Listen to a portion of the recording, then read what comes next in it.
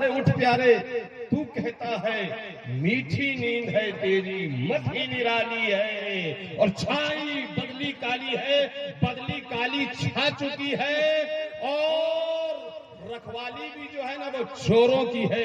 مگر محمد گنج والوں کب جاگو گے آپ؟ صاحب گنج والوں کب جاگو گے آپ؟ آپ کے ایمان کے چور آپ کے اگل بگل گھوم رہے ہیں، آپ کے عقیدے کے چور آپ کے اگل بگل گھوم رہے ہیں، آپ کے کریکٹر کے چور آپ کے اگل بگل گھوم رہے ہیں، آپ کے ایمان و عقیدے کو چرانے کی پوری پلاننگ ہو گئی ہے۔ مگر افسوس کہ جو محافظ تھا، افسوس جو قائد تھا، افسوس جو رہبر تھا، افسوس جس کو حفاظت کرنی تھی وہ خود سو رہا ہے۔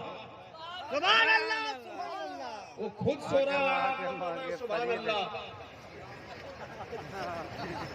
جلتے گھر کو دیکھنے والوں، جلتے گھر کو دیکھنے والوں، پھوس کا چھپر آپ کا ہے۔ جلتے گھر کو دیکھنے والوں، پھوس کا چھپر آپ کا ہے، اور آگ کے پیچھے تیز ہوا ہے، آگے مقدر آپ کا ہے۔ جلتے گھر کو دیکھنے والوں، پھوس کا چھپر آپ کا ہے، اور آگ کے پیچھے تیز ہوا ہے، آگے مقدر آپ کا ہے۔ اور اس کے قتل پہ میں چپ تھا، میرا نمبر اب آیا۔ اس کے قتل پہ میں چپ تھا، میرا نمبر اب آیا، اور میرے قتل پہ آپ چپ ہو، اگلا نمبر آپ کا ہے۔ اور خدا نے آج تک اس قوم کی حالت نہیں بدلی، نہ ہو فکر جس کو خود اپنی حالت بدلنے کی۔ جلسہ آپ نے فکس کر لیا ہے، 25 اپریل کو ہونا ہے۔ دھت نشے سے اٹھتے ہو، فون لگا دیتے ہو مولوی صاحب کو، تاریخ لکھ لیجئے، پھر بھول جاتے ہو بیچ میں، پھر مولوی صاحب کو سفارش میں لگا دیتے ہو، پھر صدر سیکریٹری کو سفارش میں لگا دیتے ہو۔ اب مولوی بیچارہ پریشان ہے کہ قاری سعادت کو دعوت دیا نہیں تھا، یہ اچانک کیسے آ گیا، اس کو پتا نہیں ہے صدر سیکریٹری کتنا رو رو کے بول رہا ہے، کیا بول رہا ہے۔ آپ خود سو رہے ہو، جاگو، آنکھیں کھولو، بیدار ہو۔ ایک جلسہ کرانا کامیابی کی علامت نہیں ہے۔ جلسہ کی تاریخ تو آپ نے فکس کر لی، مگر اس بات کی گارنٹی ہے کہ آپ کی زبان کی حفاظت ہوگی، اس بات کی گارنٹی ہے کہ آپ کے ایمان کی محافظت ہوگی، اس بات کی گارنٹی ہے کہ آپ کی مسجد آباد رہے گی، اس بات کی گارنٹی ہے کہ آپ کی عیدگاہ کی حفاظت ہوگی، اس بات کی گارنٹی ہے کہ سینکڑوں کی تعداد میں ہماری مائیں اور بہنیں اور جو بچیاں ہیں ان کا کردار نہیں بگڑے گا، ان کی عزت و آبرو پر خطرہ نہیں ہوگا۔ کب جاگو گے؟ کون سا فتنہ ہے جو اس سماج میں پنپ نہیں رہا ہے؟ کون سی آفت ہے جو ہمارے سر پر منڈلا نہیں رہی ہے؟ وہ کون سی بلا ہے جو ہمارے گھر اور دروازے پر آ کر دستک نہیں دے رہی ہے؟ کفر کا فتنہ اٹھ رہا ہے، شرک کا فتنہ اٹھ رہا ہے، ارتداد کا فتنہ اٹھ رہا ہے۔ یہ ہمارے چھوکرے نوجوان ان لوگوں کی جوانی کی سلامتی کے لیے محمد گنج والوں تمہارے پاس اسکیم کیا ہے؟ کوئی پلاننگ ہے؟ تم نے کوئی وچار کیا کہ ہمارے سماج گاؤں کے یہ نوجوان لڑکے بگڑنے نہ پائے؟ یہ لڑکا دیکھو کتنا گورا نارا، کتنا صاف ستھرا، کبھی مدرسے میں مولویت پڑھتا تھا، کبھی مدرسے میں حفظ کرتا تھا، کبھی مدرسے میں تلاوت کرتا تھا، اس نے پڑھائی چھوڑ دی، پینٹ شرٹ پہ آ گیا۔ اب اس کی حفاظت ہو رہی ہے کہ ایمان بچا لے جائے گا، عقیدہ بچا لے جائے گا، کردار بچا لے جائے گا۔ یہ تمہارے ہی بچے ہیں نا، تم اپنے بچے کو کھلا تو ضرور رہے ہو، پلا تو ضرور رہے ہو۔ ایک ہاتھ میں دو موبائل، 1.5 ہاتھ کا تم نے دے دیا ہے، اور بچے تو بچے ہیں، یہ بیچارے کو تو باہر نکلنا ہی ہے، کمانا ہی ہے، گاڑی چلانا ہی ہے، اور تمہارا دشمن تو عبدل بول کے پنچر بنانے والا بول کے تم کو مخاطب کرتا ہی ہے۔ تم نے اپنی بچیوں کا کوئی انتظام کیا ہے کوئی اس کے لیے مدرسہ؟ ہے کوئی اس کے لیے درسگاہ؟ ہے اس کے لیے کوئی عالمہ؟ ہے کوئی اس کے لیے فاضلہ جو تمہاری بیٹیوں کو، بیویوں کو، ماؤں کو اور بہنوں کو بتائے کہ تمہیں بالکل مولوی کے قریب جا کے جلسہ سننا ہے یا پردے میں رہ کے دور سننا ہے؟ اچھا یہ بات تو چھوڑو، تم نے کبھی ان کو بتایا کہ تمہیں بے پردہ نکلنا ہے یا پردے میں رہنا ہے؟ تم نے انہیں بتایا کہ خدا کا خوف کیا ہوتا ہے، ایمان کیا ہوتا ہے، ایمان کی روشنی کیا ہوتی ہے، تمہاری زندگی میں وسعت کتنی ہے، تمہیں آزادی کتنی ہے، تمہیں قید و بند کی زندگی کتنی گزارنی ہے؟ نہیں بتایا۔ بس صدر کے پاس، سیکریٹری کے پاس سال میں ایک جلسہ ہے اور مولویوں کے پاس سال میں 3-4 بار نکالنے کے لیے رسید ہے۔ رسید نکالے گا ڈالے گا، نکالے گا ڈالے گا، پلاننگ کچھ نہیں، جوانوں کو سنبھالنے کے لیے انتظام کچھ نہیں، ان بچیوں کو سنبھالنے کے لیے انتظام کچھ نہیں۔ کیا ہوا پھر پتا چلا کہ فلاں کی بیٹی فلاں کے بیٹے سے بھاگ گئی۔ داری شہادت بولنے لگے حضرات فلاں کی بیٹی فلاں کے ساتھ نہیں، اب فلاں مسلم کی پوتی فلاں مسلم کی بیٹی شمار کے ساتھ بھاگ رہی ہے، کافر کے ساتھ بھاگ رہی ہے، مرشد کے ساتھ بھاگ رہی ہے، اور صرف بھاگ نہیں ہے، مندروں کے چکر کاٹ کے، ماتھے پہ سیندور لگا کے، کافر کے ساتھ شادی رچا کے، اس کو شان سے سینہ تان کے فیس بک میں ڈال رہی ہے۔ کیا ہوا؟ مزہ نہیں آیا؟ نعرہ لگانے والی تقریر کر دوں؟ نہیں ٹھیک ہے، تقریر نہیں کروں؟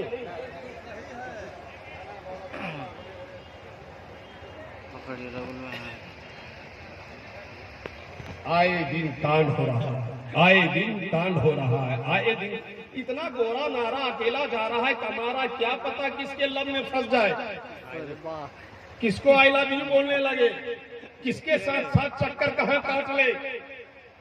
تو کیا بھاگنے والی لڑکی کی غلطی ہے صرف؟ بھاگنے والے لڑکی کی ہے غلطی صرف، یا تمہاری بھی کوئی ذمہ داری ہے؟ تمہارے پاس سال میں جلسہ کے علاوہ کچھ ہے؟ تمہارے پاس ایک رسمی نیاز فاتحہ کے علاوہ بھی کچھ ہے؟ نہیں ہے۔ اور کیوں نہیں ہے؟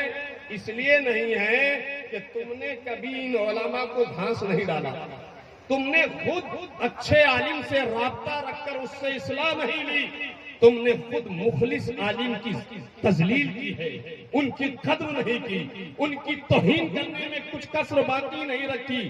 تم ایک مخلص ترین عالم کے جو ہے نا صرف غدار نہیں، توہین کرنے والے ہو، ذلیل کرنے والے ہو۔ جب تم علماء سے دور ہو گئے، اچھے عالم تم سے دور ہو گئے، تو تمہارے یہاں کروڑوں کی مسجد ہو سکتی ہے، تمہارے یہاں لاکھوں کا پیر آ سکتا ہے، تمہارے یہاں 50,000 کا شاعر آ سکتا ہے، لیکن یاد رکھو اللہ کی قسم تمہارے یہاں انقلاب کبھی نہیں آئے گا، تمہارے یہاں سدھار کبھی پیدا نہیں ہوگا، تمہارے یہاں ان حرام کاریوں پہ پابندی کبھی نہیں لگے گی۔ خدا نے آج تک اس قوم کی حالت نہیں بدلی، نہ ہو فکر جس کو خود اپنی حالت بدلنے کی۔ ارے آج تمہارے سماج کی لڑکیاں کافروں کے ساتھ بھاگ رہی ہیں، آج بچیاں ارتداد کا شکار ہو رہی ہے، سود پھالنے سے کھایا جا رہا ہے، حرام خوری پھالنے سے کھایا جا رہا ہے۔ اور اپنے آپ کو سنی کہلانے والوں، تمہاری چھاتی پر بد عقیدہ اپنی بد عقیدگی کا کھمبا گاڑ رہا ہے۔ ڈر رہا ہے قاری نثار، میں بولوں گا تو چھٹی، سادہ صاحب ڈر رہے ہیں کہ پہلے ہی چھٹی ہو گئی ہے، اب انٹری بھی بند ہو جائے گی۔ کب تک تم بزدل رہو گے؟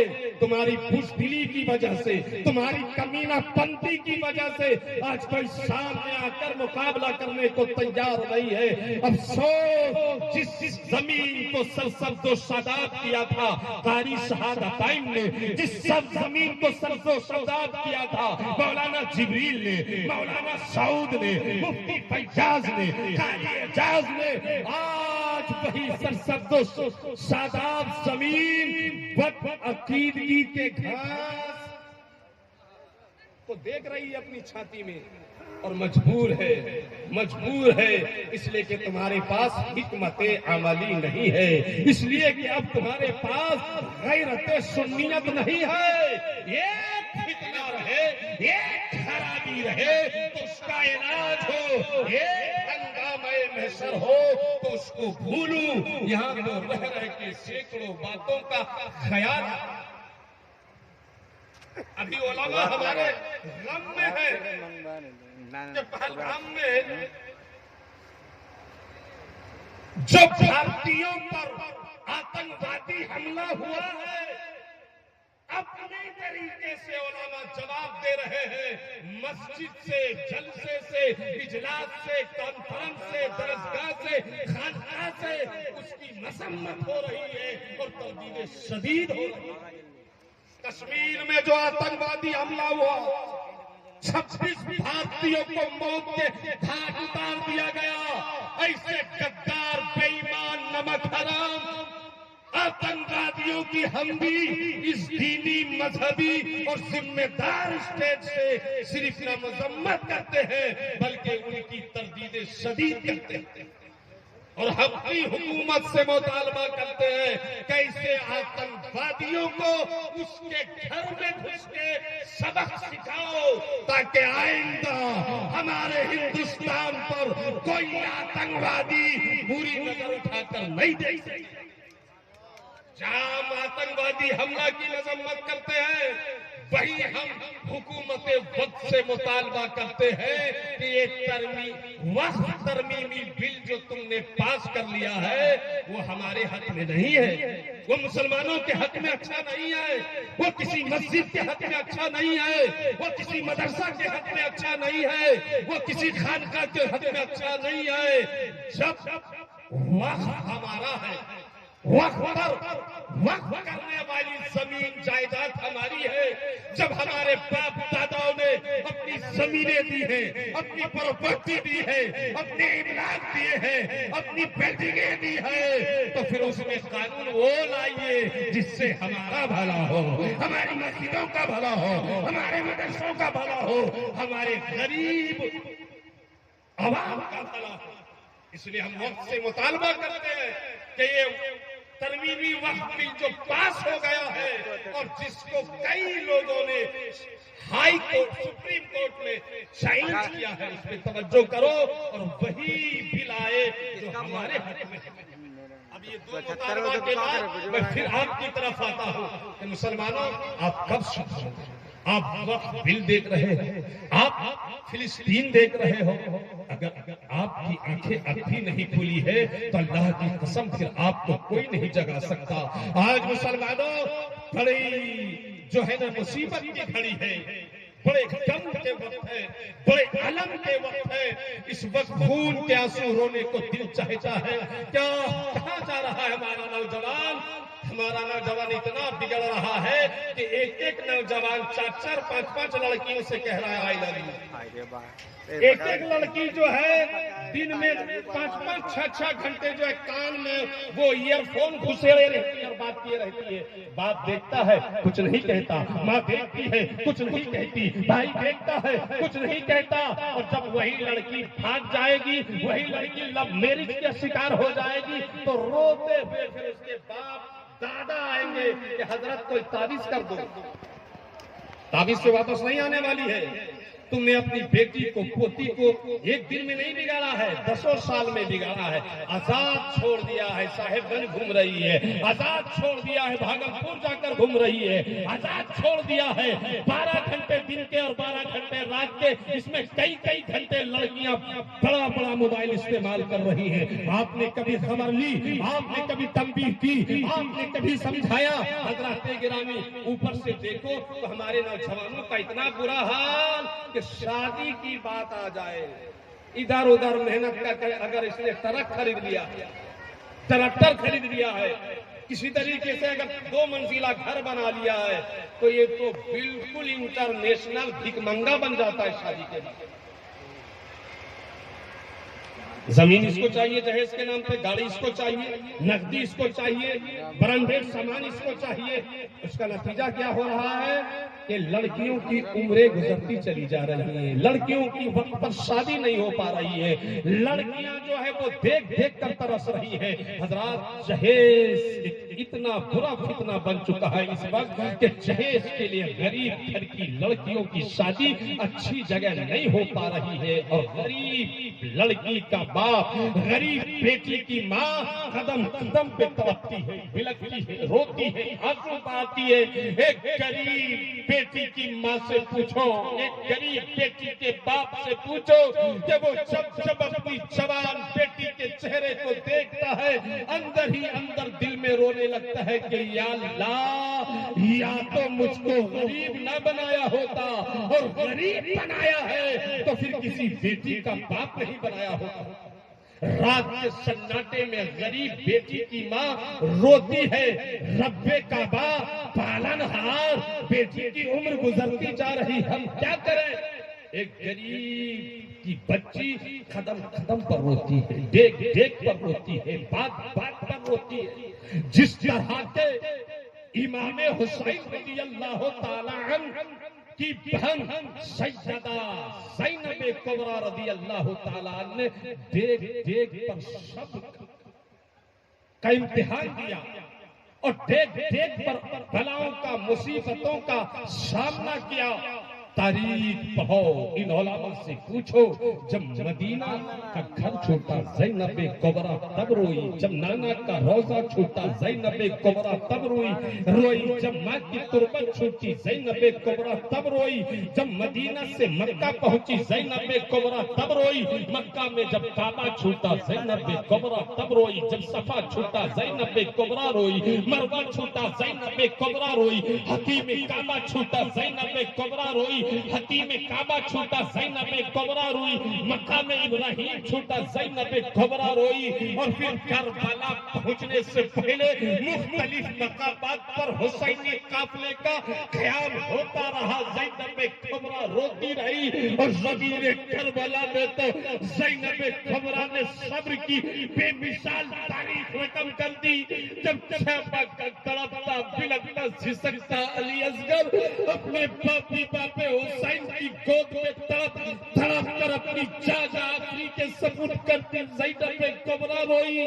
جب زمین کربلا میں جوان قاسم کی جوانی لوٹ لی گئی تو زینب کبریٰ روئی. جب علی اکبر کی ڈاس پر یزیدی گھوڑوں کے ڈھپوں کے نشانات بیٹھا دیے گئے زینب کبریٰ روئی. جب 72 حسینیوں کو چن چن کر زمین کربلا میں شہید کیا گیا زینب کبریٰ روئی. جب شام کربلا آئی اور حسینی خیمے چلا دیے گئے زینب کبریٰ روئی. جب پردے چھینے گئے زینب کبریٰ روئی. اور جب صبح ہوئی شیطانیوں کو رسیوں میں جکڑا گیا زینب کبریٰ روئی. جب بیبا زید العابدین کے ہاتھوں میں ہتھکڑیاں اور پیروں میں بیڑیاں ڈالی گئی زینب کبریٰ روئی. جب شیطانیوں کو یزید پلید کے دربار میں پیش کیا گیا زینب کبریٰ روئی. محمد گنج کے مسلمانوں بلا تمثیل غریب کی بچی روتی ہے، غریب کی بچی کا پیغام نکاح نہیں آتا تب روتی ہے. اور جب کوئی لڑکا بھک بھنگا کی طرح جہیز کا ڈیمانڈ کر دیتا ہے غریب کی بیٹی تب روتی ہے. جب کسی امیر کی بیٹی کا ہاتھ لال پیلا ہوتا ہے غریب کی بیٹی تب تڑپتی ہے. جب کسی امیر کے گھر پہ بارات کی گاڑیاں آتی ہے غریب کی بیٹیاں تب تڑپتی ہے. جب کوئی امیر اپنی بیٹی کو گاڑی پر گاڑی دیتا ہے غریب کی بیٹی تب تڑپتی ہے.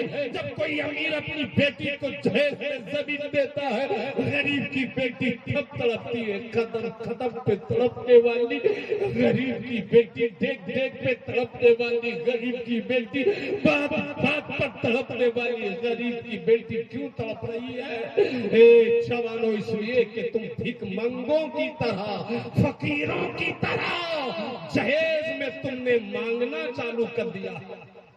افسوس، اللہ نے تو تمہیں مرد بنایا تھا مگر تم ہجڑوں سے زیادہ خراب کام کر رہے ہو. اللہ نے تمہیں شان والا والا مسلمان بنایا تھا، مگر تم فقیروں سے بدتر کام کر رہے ہو کہ منہ کھول کے مانگ رہے ہو، اور ایسے انٹرنیشنل فقیر ہو کہ 2-4-5 لاکھ دے دے تب بھی تمہارا پیٹ نہیں بھرتا، اچھی گاڑی مل جائے تب بھی تمہارا پیٹ نہیں بھرتا۔ تم شکایت لڑکی والوں کی کرتے ہو، تم شکایت لڑکی کے باپ کی کرتے ہو، اور یہ پڑوسی مسلمان انتظار کرتا ہے شادی ہو غریب کی بیٹی کی، بھوج ہو ہم کو دعوت ملے، چلا جائے گا کھانے کے لیے، جانور کی طرح کھائے گا، آدھا کھائے گا آدھا پھینکے گا، بوٹی مانگ مانگ کر کھائے گا، خوب پیٹ بھر جائے گا تو کھلی مانگے گا ہماری ساتھ، یا دانت کھوتے کھوتے نکلے گا اور کہے گا مزہ نہیں آیا، بوٹی چھوٹی تھی، چاول گلا تھا، شوروا تھا تو تری نہیں اچھی تھی، تیل کم تھا، بوٹی جلدی جلدی نہیں دے رہا تھا، بہت مانگنے کے بعد دیا۔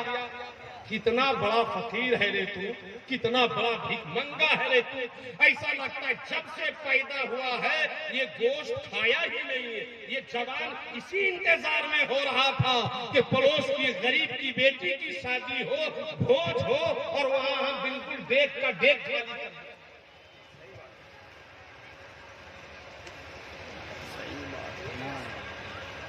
تم لوگوں نے غلط کر دیا، وہ چٹکیلا سنانے والے مولانا کو تم لوگوں نے نہیں بلایا، بلانا چاہیے۔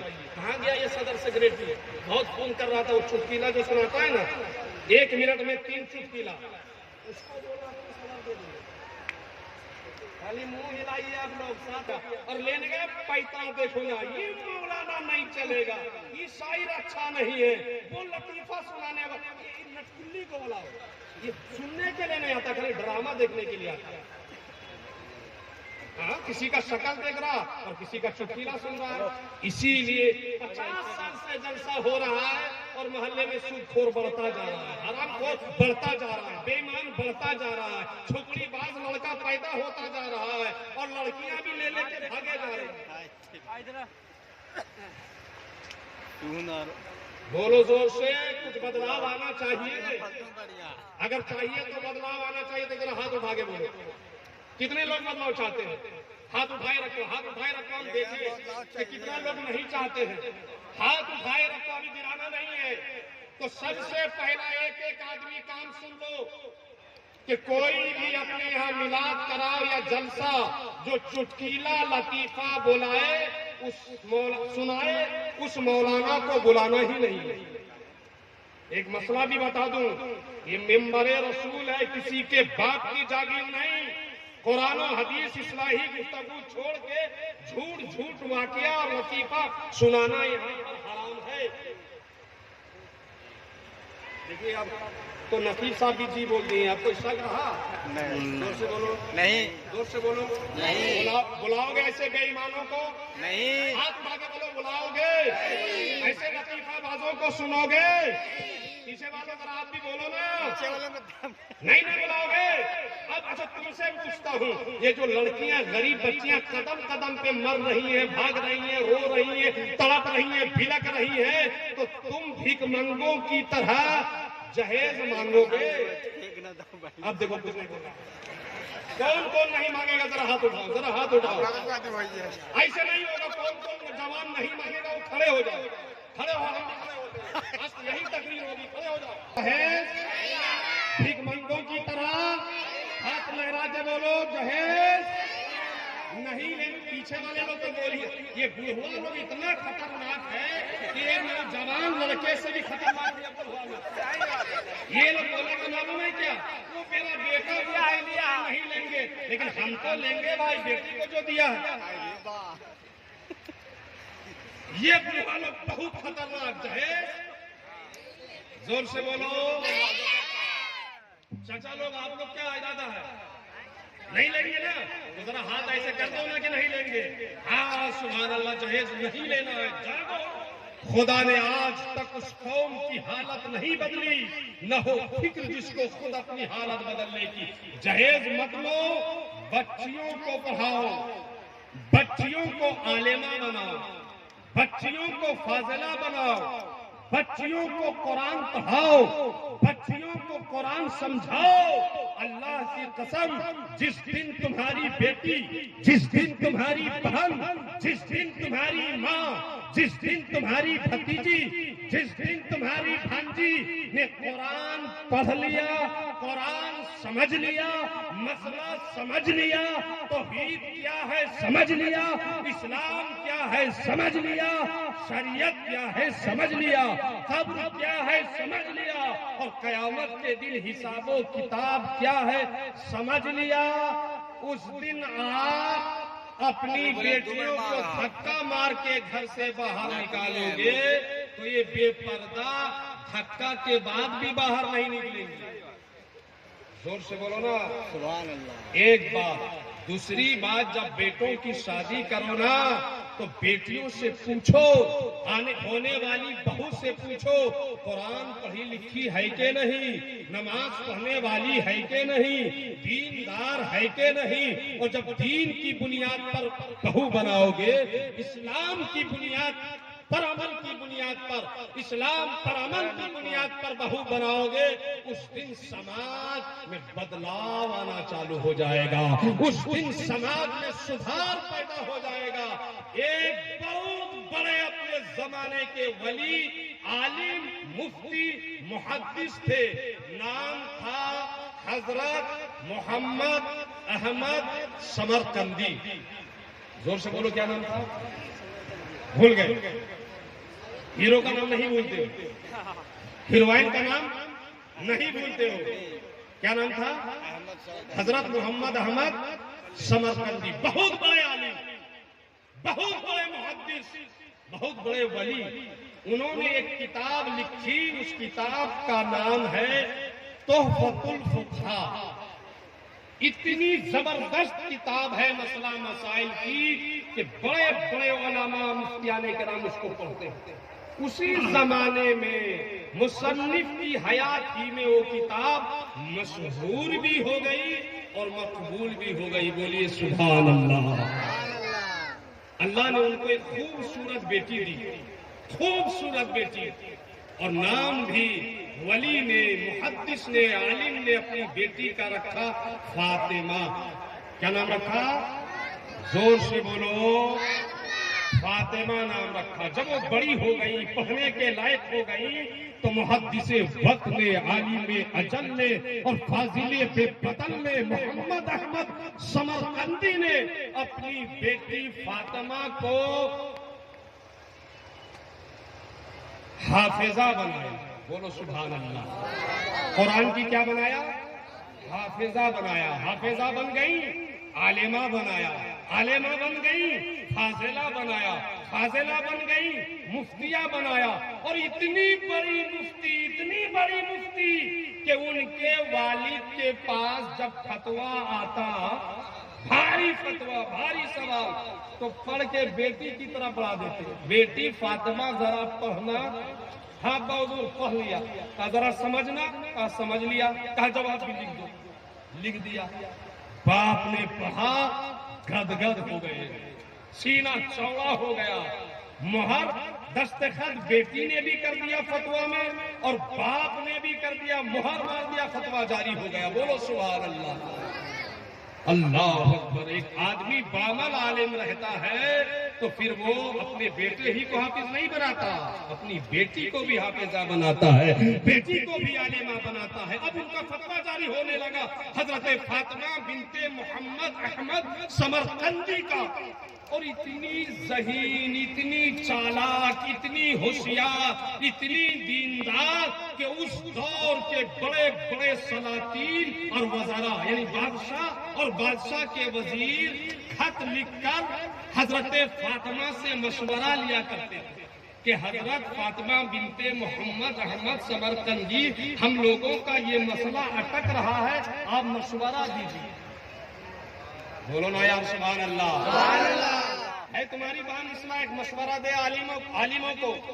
ہے تمہاری بیٹی اپنی بیٹی کو بہن کو انگریزی پڑھا کے بالکل پکا پاک کر دیا. دیکھو نا, ہر لڑکی کو معلوم ہے کہ برتھ ڈے, جنم ڈے, پیار ڈے, لو ڈے, میری ڈے, یہ ڈے, وہ ڈے, اور پتا چلا کہ کہیں جا کے کر رہی ہے انڈا دے, بیگن دے. اے بیٹا تیرے پیر میں کچھ ہوا ہے کیا؟ ہاں تو یہاں یہ حکیم صاحب ہیں, اگر ہے تو علاج کروا دیں گے. ابھی نہیں ہے نا؟ بولو سبحان اللہ. سبحان اللہ. زور سے بولو نا یار. کیا بنایا تھا عالم نے اپنی بیٹی کو؟ عالمہ بنایا, فاضلہ بنایا, مفتیہ. تو بادشاہوں کو جب پتا چلا, دیکھو اس دور کے بادشاہ بھی, امیر بھی, وزیر بھی کتنے اچھے ہوتے تھے. جب پتا چل گیا کہ حضرت محمد احمد سمرقندی کی بیٹی عالمہ ہو گئی اور فتویٰ دیتی ہے, مشورہ دیتی ہے, تو بڑے بڑے بادشاہوں نے حضرت محمد احمد سمرقندی سے کہا, حضور آپ کی بیٹی حافظہ ہے, آپ کی بیٹی عالمہ ہے, آپ کی بیٹی فاضلہ ہے, میرا بھی بیٹا بہت قابل ہے, شادی کر دو. تو حضرت چپکے سے معلوم کرتے ہیں, باپ تو بادشاہ ہے, وزیر ہے, امیر ہے, اور بیٹا کچھ ہے دیندار کے سراپا چپنڈو ہے. تو لوگوں تان میں آ کے کہتے ہیں حضرت بادشاہ کا تو بیٹا مگر چپنڈو, دیندار نہیں ہے, 0 سناٹا ہے, ایماندار نہیں ہے, بے ایمان ہے. حضرت منع فرما دیتے, حضرت منع فرما دیتے, حضرت منع فرما دیتے. ایک غریب گھر کا لڑکا حافظ ہوا, عالم ہوا, مولانا ہوا, انہی کا شاگرد ہوا, اور انہوں نے جو کتاب لکھی تھی تحفۃ الفقہاء, اس کتاب کا حافظ ہوا, اور حافظ ہونے کے بعد اس کتاب کی شرح لکھا, بدائع الصنائع. پوچھئے مولانا شاہ صاحب سے, مفتی فیاض صاحب سے, مفتیان کرام لازمی طور پر اس کتاب کو پڑھتے ہیں. شرح لکھی کتاب ہے. محمد احمد سمرقندی بڑے خوش ہوئے حضرت علاء الدین کاسانی سے کہ میرا یہ شاگرد غریب تو ہے لیکن اتنا بڑا عالم کہ میری کتاب کس نے شرح لکھ دی ہے. خوش ہوئے اور اتنا خوش ہوئے کہ ایک دن ہاتھ پکڑ لیا اور کہا, بیٹا علاء الدین, میری بیٹی بڑی خوبصورت ہے, میری بیٹی بڑی عالمہ ہے, میری بیٹی بڑی فاضلہ ہے, میری بیٹی بڑی مفتیہ ہے, بڑے بڑے بادشاہوں کے گھر سے پیغام آ رہا ہے, مگر تم نے میری کتاب کی شرح لکھ دی ہے. ابھی چاہتا ہوں کہ تمہارا نکاح میں اپنی بیٹی فاطمہ سے کر دوں. کر دیا نکاح اپنی بیٹی کا اس عالم سے, علاء الدین کاسانی سے, اور نکاح کیا. سسرال چلی گئی. اب سسرال بھی گئی تو فتویٰ دلہا بھی لکھتا ہے اور خود بھی لکھ رہی ہے. فتویٰ لکھتا تھا پہلے لکھا جاتا تو باپ اور بیٹی کے دستخط سے, اب فتویٰ لکھا جا رہا ہے تو شوہر اور بیوی کے دستخط سے. حضرات اتنی قابلہ تھی کہ شوہر ان کے بہت بڑے عالم تھے, بڑے بڑے علماء کو پڑھاتے تھے, بڑے بڑے مفتیان کرام کو پڑھاتے تھے. تو کبھی کبھی جو ہے وہ کسی سوال کے جواب میں رک جاتے, جواب نہیں آتا تھا تو شاگردوں سے کہتے تھے, بیٹا تم لوگ بیٹھو, میں آ رہا ہوں. جلدی سے گھر جاتے, بیوی کے پاس پہنچتے, سلام کرتے, مسئلہ رکھتے, بیوی مسئلہ حل کرتی اور شوہر فوراً باہر آ کے لڑکے لوگوں کو سوال کا جواب بتا دیتے.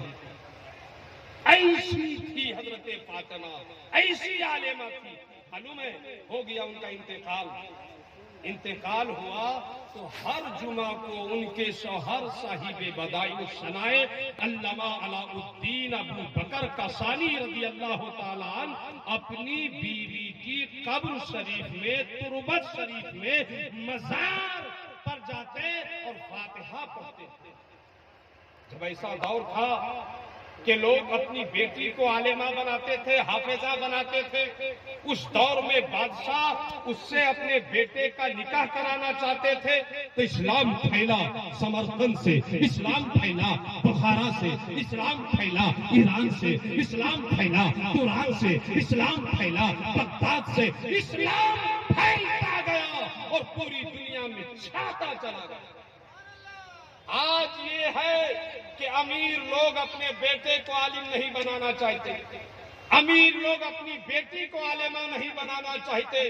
آج پورے سماج میں عالمہ آپ کو نہیں ملے گی. آج عالمہ کی قدر نہیں رہی، عالم کی قدر نہیں رہی، عالم کا رشتہ اچھی جگہ پہ نہیں ہو رہا ہے.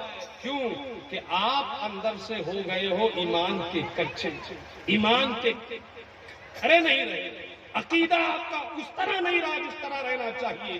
آپ کی سوچ اٹک گئی دولت میں، آپ کی سوچ اٹک گئی روپیہ میں، آپ کی سوچ اٹک گئی پیسے میں.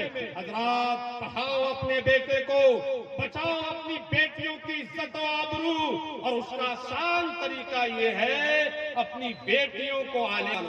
کتنے امیر ہو گئے اپنی بیٹی کو اس میں پڑھانا ضروری سمجھتے ہو؟ کبھی کہ بیٹی تین بھی میری سمجھے.